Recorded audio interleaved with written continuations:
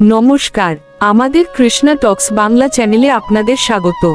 আজকের ভাবনা, আপনি কার জন্য বেঁচে আছেন? আমরা সাধারণত উত্তর দিই পরিবার বা স্বপ্নের জন্য, কিন্তু এটি জীবনের চূড়ান্ত সত্য নয়। আসলে আমরা কেবল ভগবানের সেবার জন্য এবং আত্মার মুক্তির জন্য বেঁচে আছি। এই পৃথিবীতে পরিবার বা কাজ সবই ক্ষণস্থায়ী বন্ধন।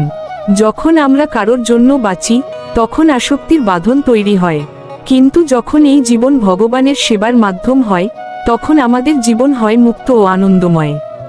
ভগবান শ্রীকৃষ্ণ গীতায় বলছেন, আমারে অর্পণ করি কর্ম করহ সর্বক্ষণ, মুক্ত হ এ লাভ কর আমায় এখন। শ্রীমদ্ ভাগবত গীতার ১২ অধ্যায়ের ৬ নং শ্লোকের ভাব অনুসারে আসুন জীবনের উদ্দেশ্যকে ভগবানের উদ্দেশ্যে উৎসর্গ করি। হরে কৃষ্ণ।